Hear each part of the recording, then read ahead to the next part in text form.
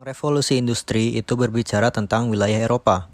Berawal dari negara Inggris sebagai negara kolonial pada abad ke-18 yang kemudian meluas ke wilayah Eropa Barat, Amerika, Jepang, dan menyebar ke seluruh dunia.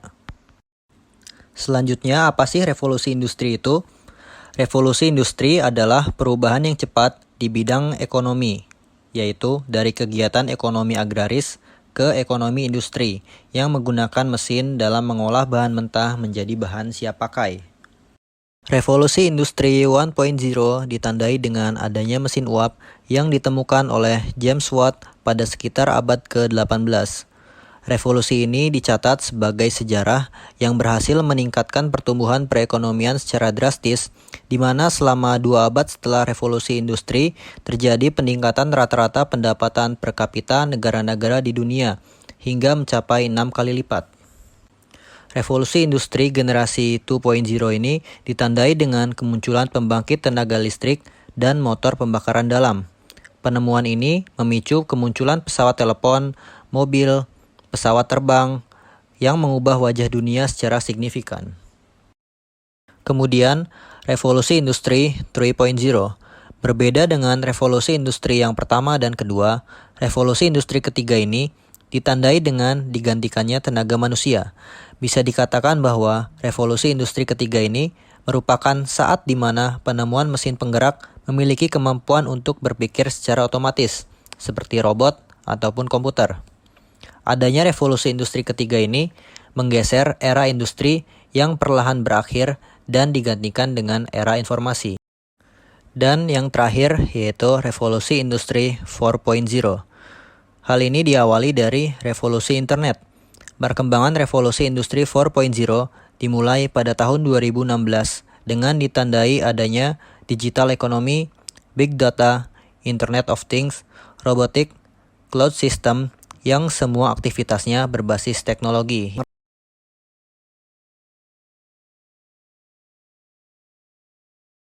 Saya ditugasin buat ikut tim riset ke Medan. Baik Pak, berarti saya cari tiketnya dulu ya Pak. Makasih infonya Pak. Aduh gimana nih, mendadak banget pergi ke Medan besok. Kalau cari tiketnya offline emang sempat ya. Sekarang aja udah jam 9 malam. Gimana ya? Sekarang gampang nyari tiket, kita pakai tiket.com aja. Di sini kan gampang, tinggal cari Medan, penerbangan ke Medan. Cek. Oke, dapat, selesai. Tinggal berangkat besok. Kita main. Kok ke situ sih? Kita coba lagi. Harus bisa.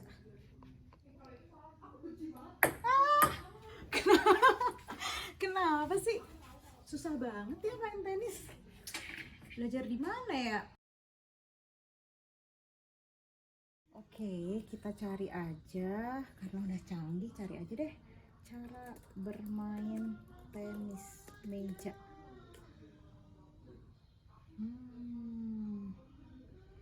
Jadi gini, enak ya, nggak usah cari buku, internet udah maju banget, keren deh.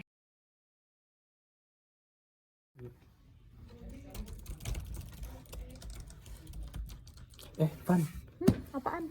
aku disuruh ini nih sama Pak Bos buat les bahasa Inggris.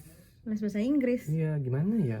Masa aku harus cari kursusan offline sih, kan Nggak ada waktu gak sih? iya, Kita lagi kejar kerja aja deadline. ya udah dikejar deadline, pulangnya jadi malam. Gimana ya enaknya? Nah, gampang lah. Sekarang kan bisa belajar online. Oh iya, Coba deh buka ini. coba. Kamu buka halaman ini dulu. Iya, Register. iya, terus Nah, klik ini. Udah deh, coba deh. I'm fine, thank you. wah, keren banget. Keren Emang kan? sekarang udah canggih banget ya. Canggih, Jadi nggak kita- perlu belajar offline. Online Wow, bisa. keren. Jadi kita bisa belajar kapan aja dan di mana aja ya. Iya Fleksibel benar, banget. fleksibel banget. Mantap pokoknya. Gimana sih data keuangan 2 tahun lalu?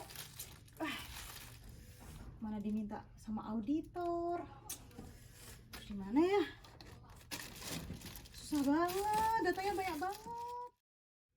Oh iya, kan udah di backup di Google Drive. Aduh, tinggal ketik. Nah, ketemu deh datanya.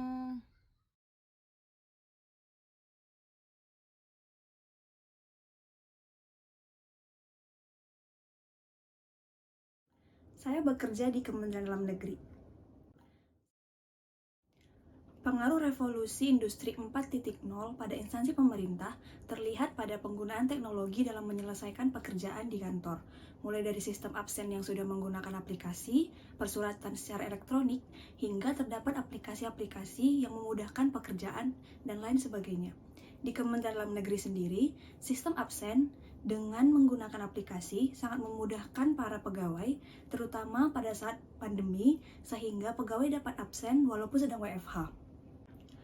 Proses persuratan juga sudah berbasis elektronik, sehingga memudahkan para pimpinan untuk mendisposisi surat dan juga menandatangani dokumen walaupun pimpinan tersebut sedang berada di luar kantor karena sebuah penugasan.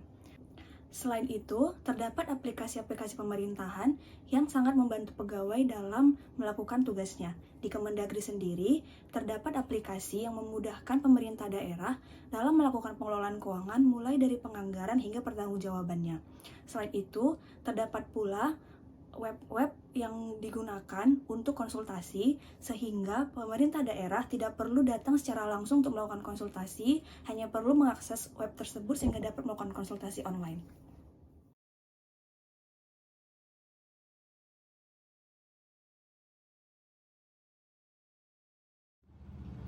Halo, perkenalkan nama saya Yolanda. Saat ini saya bekerja sebagai teller di Bank Mandiri. Sebagai seorang frontliner, saya merasakan dampak yang cukup besar dengan adanya revolusi industri 4.0 ini, yang mana seluruh kegiatan transaksi perbankan dapat dilakukan secara digital. Terobosan ini dinamakan dengan era digital banking. Sebelum adanya digitalisasi ini, nasabah yang ingin melakukan transaksi perlu datang langsung ke bank, mengisi formulir, dan mengantri. Namun di era digital banking ini, seluruh nasabah, baik nasabah perorangan maupun nasabah perusahaan, didorong untuk melakukan transaksinya melalui aplikasi mobile banking ataupun internet banking.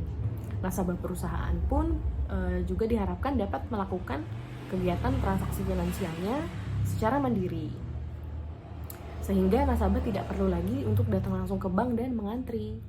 Hal ini menyebabkan pengurangan jumlah antrian nasabah yang cukup signifikan. Yang tadinya bank dipenuhi dengan antrian nasabah, kini nasabah yang datang hanya beberapa saja, seperti melakukan transaksi yang sudah melebihi limit di ATM ataupun di mobile bankingnya, dan seperti setoran tunai dan penarikan cek. Sekiranya itu dampak dari revolusi industri 4.0 yang terjadi di dunia perbankan.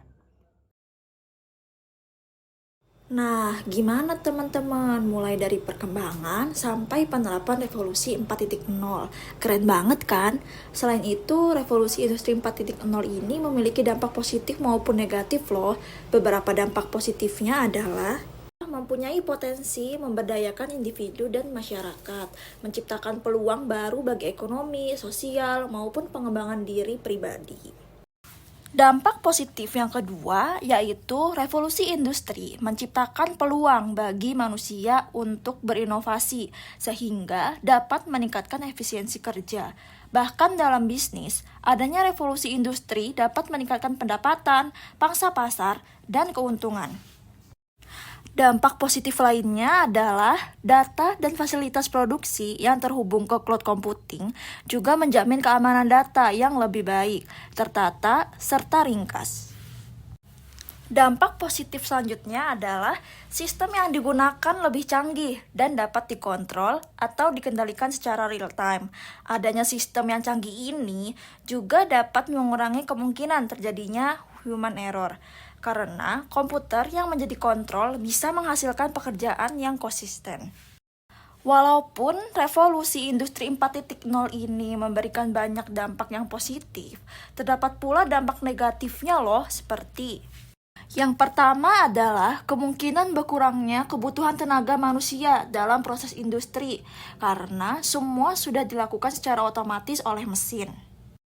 Dampak negatif lainnya adalah timbulnya berbagai isu terkait dengan privasi data.